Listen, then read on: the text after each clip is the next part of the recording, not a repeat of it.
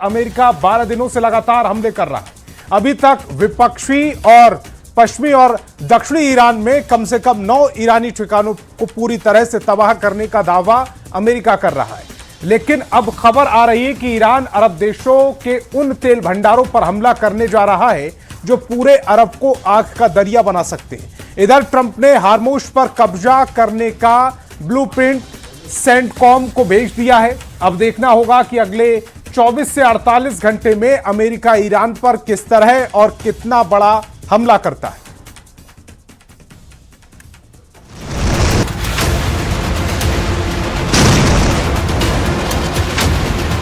नौ शहरों पर तूफानी हमले, 12 दिन में रौंद दिया ईरान।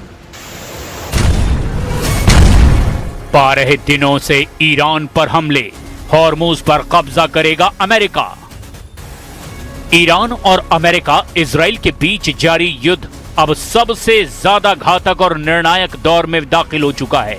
अमेरिकी रक्षा कमान यानी सेंटकॉम ने बीते 24 घंटे के दौरान ईरान पर लगातार 12वीं रात भारी हवाई हमले किए हैं। दूसरी तरफ वॉशिंगटन से राष्ट्रपति डोनाल्ड ट्रंप का एक सनसनीखेज बयान सामने आया, जिसमें उन्होंने सीधे तौर पर ईरान के सबसे गुप्त और अभेद परमाणु ठिकाने पिकैक्स माउंटेन को तबाह करने की चेतावनी दे दी है।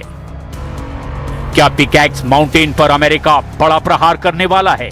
स्ट्रेट ऑफ हॉर्मुज में जहाजों पर हुए हमलों के बाद ट्रंप ने तेहरान को क्या अल्टीमेटम दे दिया है? और ईरान ने जॉर्डन से लेकर फारस की खाड़ी तक कैसे पलटवार किया है? सबसे पहले बात रात में हुए हमलों की। अमेरिकी सेंट्रल कमांड यानी कि सेंटकॉम ने लगातार 12वें दिन भी ईरान के सैन्य बुनियादी ढांचे को पंगु बनाने के मकसद से जबरदस्त हमला किया है। पश्चिमी ईरान पर हमले। ईरानी मीडिया के मुताबिक पश्चिमी ईरान के अहवाज, रामशेर, अंदिमेश्क और इराक सीमा के पास में शलमचे के सैन्य परिसरों को अमेरिकी मिसाइलों ने निशाना बनाया। तटीय ठिकानों पर हमला। फारस की खाड़ी के पास मौजूद ईरानी रिवोल्यूशनरी गार्ड्स यानी कि IRGC के मरीन ड्रोन हैंगर्स और मिसाइल लॉन्च पैड्स पर नौसैनिक बमबारी की गई है। इधर ईरान भी चुप नहीं बैठा है। सुबह के वक्त ईरान के IRGC ने जॉर्डन में मौजूद अमेरिकी बेस पर जबरदस्त हमला करके उसके third missile defence radar, patriot system और CRAM सिस्टम को भी भारी नुकसान पहुंचाया। जॉर्डन के रक्षा विभाग ने भी पुष्टि की है कि उसकी वायु रक्षा प्रणाली ने 4 ईरानी बैलिस्टिक मिसाइलों को बीच हवा में इंटरसेप्ट किया है। इधर ट्रंप ने चेतावनी दी कि यदि ईरान ने हॉर्मुज में किसी भी अमेरिकी या वाणिज्यिक जहाज पर हमला किया तो अमेरिका ईरान के हर एक हमले के बदले तेहरान और आसपास के एक एक पुल और पावर प्लांट को बम से उड़ा देगा। ईरान युद्ध हुआ तूफानी, हॉर्मुज पर कब्जे का ब्लूप्रिंट। ये महज 2 देशों का टकराव नहीं, ये दुनिया की सबसे अहम समुद्री व्यापार लाइन स्ट्रेट ऑफ हॉर्मुज को बचाने और उस पर कब्जा जमाने की जंग बन चुकी है। 12 रातों की इस लड़ाई ने ईरान युद्ध को महायुद्ध में तब्दील कर दिया है। हॉर्मुज में हाहाकारी हमले, अरब में ईरान का आपातकाल। इस वक्त पश्चिम एशिया से जो खबरें आ रही है वो रूह कपा देने वाली है। पिछले 24 घंटों में अमेरिका और ईरान के बीच चल रहा युद्ध उस विनाशकारी मोड़ पर पहुंच चुका है जहां से अब पीछे लौटने का कोई रास्ता नहीं बचा। जॉर्डन में अमेरिकी मिलिट्री बेस पर हुए ईरानी हमलों के बाद अब अमेरिकी राष्ट्रपति डोनाल्ड ट्रंप का गुस्सा 7वें आसमान पर है। ट्रंप ने पेंटागन को ऑन कैमरा और खुफिया तौर पर एक ही लाइन का आदेश दिया है, ईरान को नरक में बदल दो। इस आदेश के ठीक बाद अमेरिकी सेंट्रल कमांड यानी सेंटकॉम ने लगातार 8वीं रात ईरान के सैन्य और नागरिक इंफ्रास्ट्रक्चर पर अब तक का सबसे भीषण हवाई और मिसाइल हमला किया है। पिछले 8 दिनों से ईरान पर दिन और रात बिना रुके लगातार हमले अमेरिकी सेना कर रही है।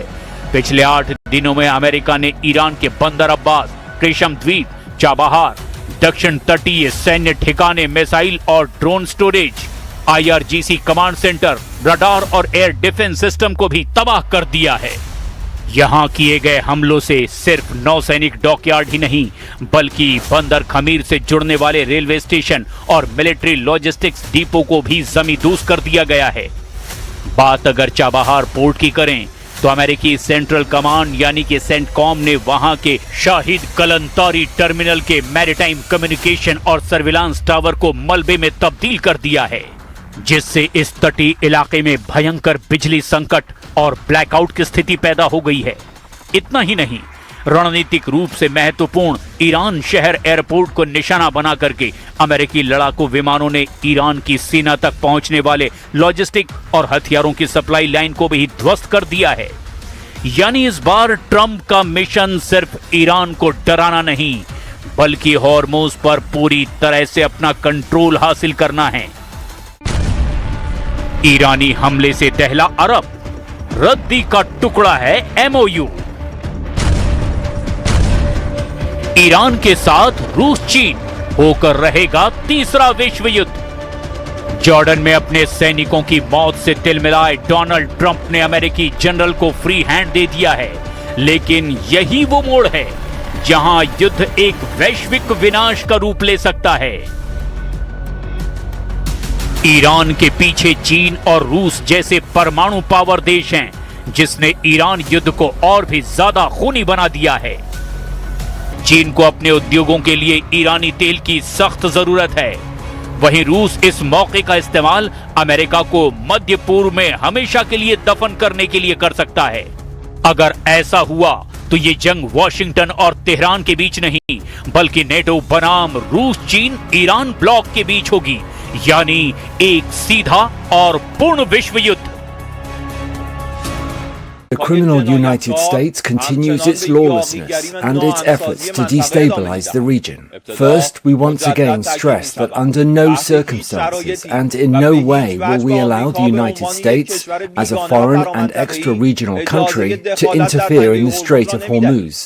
This is Iran's inviolable red line.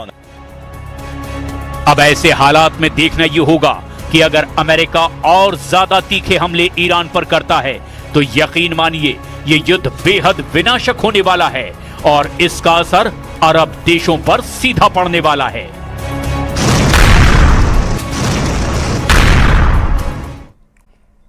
युद्ध में अब यूक्रेन की भी एंट्री हो चुकी है। जो खबरें और दावे सामने आ रहे हैं वो हैरान करने वाले हैं। खबर यह है कि ट्रंप और जेलेंस्की ने ईरान युद्ध को लेकर एक गुप्त डील की है, जिसके तहत अब जेलेंस्की यूक्रेन के गुप्त हथियार ईरान को तबाह करने में जुट गए। दावा तो यहां तक किया जा रहा है कि अमेरिका और यूक्रेन की डील के तहत आए हथियारों का इस्तेमाल अमेरिकी सेना के साथ साथ इजरायली सेना भी करने लगी है।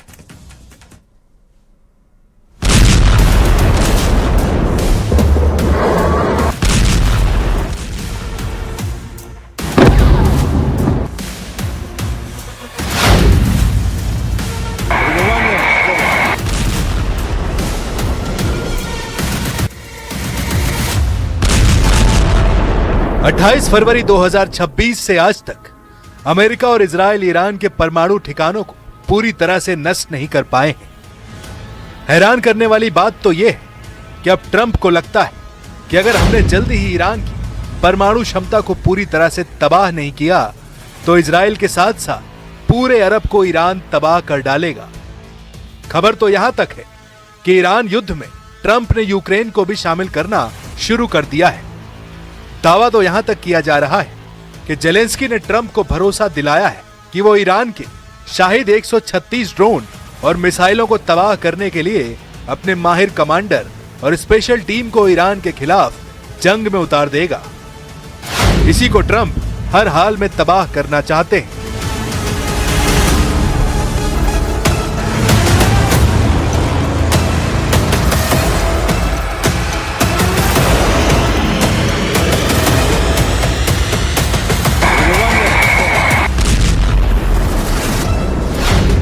पिकैक्स को कर देंगे तबाह, ट्रंप का परमाणु मिशन। वॉशिंगटन में राष्ट्रपति ट्रंप ने दो टूक कहा है कि हम बहुत जल्द उस इलाके पर भारी प्रहार करने जा रहे हैं। वॉशिंगटन का लक्ष्य ईरान में सत्ता परिवर्तन करना नहीं, बल्कि ईरान को पूरी तरह परमाणु मुक्त बनाना है। हार्मुज पर ईरान का नियंत्रण पूरे विश्व बाजार के लिए एक खतरनाक मिसाल बनता जा रहा है। Feel very badly, but you know those great people, those great patriots were out there fighting that Iran cannot have a nuclear weapon. Iran has been very, very badly damaged. They've lost everything almost militarily. They've got very little left. They've got some missiles. They've got some drones. They've got some manufacturing ability, not much. We control the strait. They don't control anything. So we'll see what happens, but we hit them very hard again tonight. Iran की तबाही के लिए America Ukraine की secret deal 12 रातों से Iran पर बमबारी कर रही है, लेकिन अब वॉशिंगटन और कीव के बीच एक ऐसी खबर निकलकर सामने आई है जिसने पूरी दुनिया की सैन्य रणनीति को हिलाकर रख दिया है और आसमान पर कब्जा करने के लिए यूक्रेन से नई सैन्य तकनीक सीखने का फैसला कर लिया है।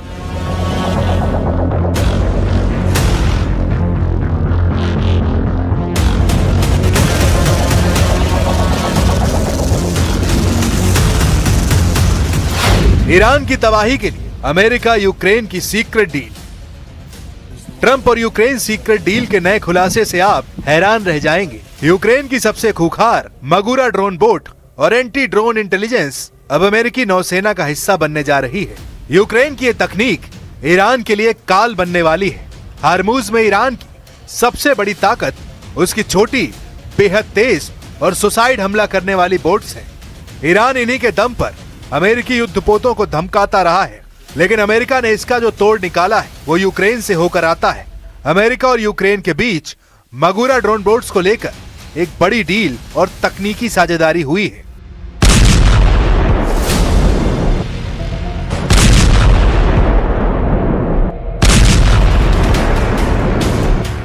क्या है मगुरा ड्रोन की खासियत? ये एक मानव रहित समुद्री ड्रोन यानी यूएसवी है। यूक्रेन ने इसी छोटी सी बोट का इस्तेमाल करके काला सागर में रूस के बड़े बड़े और अरबों डॉलर के जंगी जहाजों जैसे इवान खुर्स और सीकर कुनिकोव को डुबो दिया था। ये बोट रडार की पकड़ में नहीं आती, समुद्र की लहरों के बीच छुप कर चलती है और सैकड़ों किलो विस्फोटक लेकर सटीक सुसाइड अटैक करती है। अमेरिका समझ गया है कि ईरान की सकरी खाड़ी में बड़े और महंगे युद्धपोत भेजना खतरे से खाली नहीं है, इसलिए पेंटागन ने यूक्रेन की इस कम लागत वाली लेकिन बेहद घातक समुद्री ड्रोन तकनीक को अपनाया है। अब अमेरिका नेवी हार्मुज में ईरान की नेवी को उसी की भाषा में ड्रोन बोट्स के झुंड से जवाब देने की तैयारी कर रही है। समंदर के बाद अब बात करते हैं आसमान की। अमेरिका ने यूक्रेन के साथ जो सबसे बड़ी डील की है वो हथियारों की नहीं बल्कि डेटा और इंटेलिजेंस की है। जैसा कि आप जानते हैं, रूस ने यूक्रेन युद्ध में ईरान के शाहिद 136 सुसाइड ड्रोन्स का अंधाधुंध इस्तेमाल किया, लेकिन इस तबाही के बीच यूक्रेन ने चुपचाप एक बड़ा काम किया है।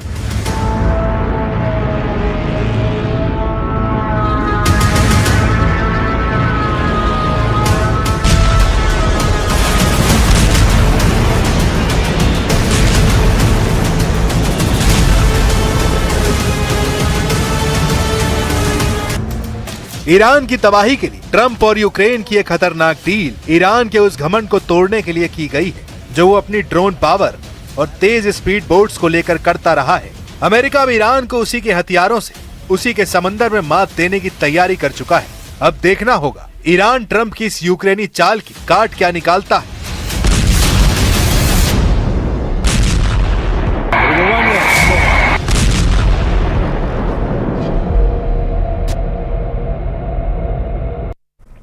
अचानक बेहद तेजी आ गई। ज़ेलेंस्की ने जहां यूक्रेनी सेना के चीफ को बदल दिया, तो वहीं दूसरी तरफ पुतिन ने यूक्रेन को अपना मिशन और टारगेट बदल दिया है। दावा तो यहां तक किया जा रहा है कि रूस और यूक्रेन के बीच अब सबसे आधुनिक और गुप्त हथियारों से युद्ध शुरू हो चुका है। खबरें तो यहां तक आ चुकी हैं कि अगले 100 घंटों में यूक्रेन की राजधानी कीव पर रूस बहुत बड़ा हमला करने जा रहा है।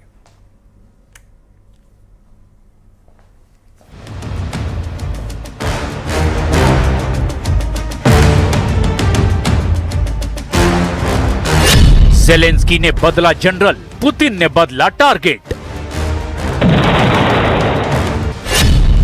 जंग में उतरा जेलेंस्की का जल्लाद, सिरस्की की छुट्टी, द्रपाती की एंट्री। दावों के मुताबिक यूक्रेन के राष्ट्रपति व्लादिमीर जेलेंस्की ने जबरदस्त प्रदर्शनों और सेना के भीतर बढ़ती नाराजगी को देखते हुए commander in chief general Alexander Syrskyi को बर्खास्त कर दिया है। मिखाइलो द्रपाती को यूक्रेन का नया सेना प्रमुख नियुक्त किया गया है। अब आप ये जान लीजिए कि आखिर क्यों जेलेंस्की को ये बड़ा कदम उठाना पड़ा। इस वक्त बखमुत से लेकर खार्किव और डोनेट्स्क के मोर्चों पर क्या हालात बने हुए हैं और पिछले 48 घंटों में रूस और यूक्रेन ने किन किन घातक हथियारों और मिसाइलों से एक दूसरे पर आक्रमण किया है। जेलेंस्की ने बदला जनरल, पुतिन के हमले हुए तेज। आइए देखते हैं कि सभी प्रमुख मोर्चों पर इस वक्त हालात क्या हैं। I determined that the new commander-in-chief of the armed forces of Ukraine will be Mikhailo Drapati. 100 घंटे में कीव पर कब्जा, पुतिन का जेलेंस्की को चैलेंज। इधर रूस ने पिछले 24 घंटे में यूक्रेन पर 570 हवाई हमलों से युद्ध को बेरहम युद्ध बना दिया है। किंजल और ज़िरकॉन जैसे घातक मिसाइल और शाहिद 136 से जिरान जैसे आत्मघाती ड्रोन यूक्रेनी शहरों के लिए काल बन चुके हैं। राजधानी कीव में रात के अंधेरे में रूस हवाई हमलों से कीव का आसमान बिजली युद्ध का मैदान नजर आ रहा है। एक के बाद एक मिसाइल और ड्रोन हमले से कीव में भयंकर नुकसान हुआ। हम आपको हमले की फुल डिटेल और नुकसान का बड़ा आंकड़ा भी बताने जा रहे हैं जो आपको हैरान कर देगा। No, we're gonna. I don't know if the term is pressing. We're going to talk about it. You know, obviously, you know, the war in Ukraine, I think, has in many ways impeded the ability of Russia and the United States to find areas of agreement on other topics. That doesn't mean we won't seek to find other areas of potential cooperation. But by the same token, you know, we'd like to see that war come to an end. We think it would be good for Russia if that war came to an end. Kyiv पर कब्जा, युद्ध का केंद्र Pokrovsk.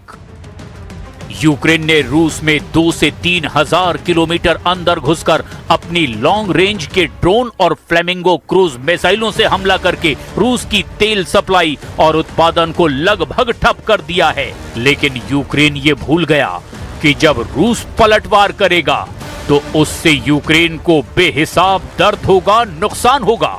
शायद Ukraine को रूस का घातक हमला करना बेहद भारी पड़ रहा है। यूक्रेन ने रूस के खिलाफ क्रीमिया प्रायद्वीप पर दबाव बहुत ज्यादा बढ़ा दिया है। यूक्रेनी सेना रूसी सेना की रसद के मुख्य केंद्रों को तबाह करने में जुटी है। नेटो की तरफ से यूक्रेन को मिले लंबी दूरी के हथियारों से क्रीमिया के पुलों और सप्लाई लाइनों को काटा जा रहा है। 2026 के शुरुआती महीनों में नेटो की नई हथियारों की खेप मिलने के बाद यूक्रेन ने दक्षिणी यूक्रेन और पश्चिमी जापोरेजिया में कई इलाकों को दोबारा आजाद कराकर पुतिन की अग्रिम सेना को पीछे धकेला। लेकिन अब हालात तेजी से बदलते नजर आ रहे हैं। जरा देखिए ये कैसे हो रहा है। इन 2 तस्वीरों और उनके आंकड़ों पर नजर डालिए। यूक्रेन ने हाल के हफ्तों में रूस के भीतर घुसकर रूसी रिफाइनरियों को बुरी तरह से तबाह किया है। रूसी ड्रोन हमलों की वजह से रूस में पेट्रोल डीजल की भारी किल्लत हो गई है। व्लादिमीर पुतिन ने खुद स्वीकार किया कि वे इस संकट से निपटने के लिए भारत जैसे देशों से तेल आयात करने और घरेलू एक्सपोर्ट पर बैन लगाने को मजबूर हुए हैं। लेकिन कीव पर रूस के ताजा हमलों से जेलेंस्की और उनकी सेना के कमांडर भी सकपका गए हैं। यूक्रेन ने नए सिरे से निकासी के आदेश जारी किए हैं क्योंकि यूक्रेन के नए कमांडर इन चीफ ने दावा किया कि रूसी राष्ट्रपति व्लादिमीर पुतिन ने जनरल स्टाफ को अब कीव पर ज्यादा हमला करने के निर्देश दिए हैं। यूक्रेनी अधिकारियों का मानना है कि रूस कई मोर्चों पर दबाव बनाए रखते हुए ब्रैंस्क क्षेत्र से एक नया अभियान शुरू कर सकता है।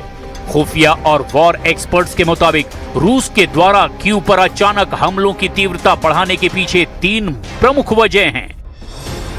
रूस के रक्षा मंत्रालय ने साफ कहा कि ये हमला यूक्रेन के द्वारा रूसी नागरिक और ऊर्जा बुनियादी ढांचे जैसे तेल रिफाइनरियों पर किए गए हमलों का खूनी बदला है।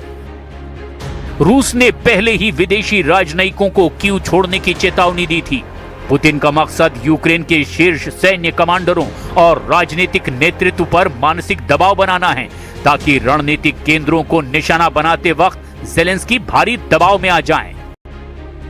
रूस एक साथ दर्जनों ड्रोन, क्रूज और बैलिस्टिक मिसाइलें दाग रहा है ताकि कीव की सुरक्षा में तैनात पश्चिमी देशों के पैट्रियट जैसे महंगे एयर डिफेंस सिस्टम, मिसाइलें खत्म होने के कारण फेल हो जाएं। अब ऐसे हालात में अगर यूक्रेन के नए जनरल मिखाइलो द्रपाती ने रूस पर और बेरहम हमले किए तो इतना तय है कि रूस कीव समेत पूरे पूर्वी यूक्रेन को मिसाइलों की आग में झोंक देंगे।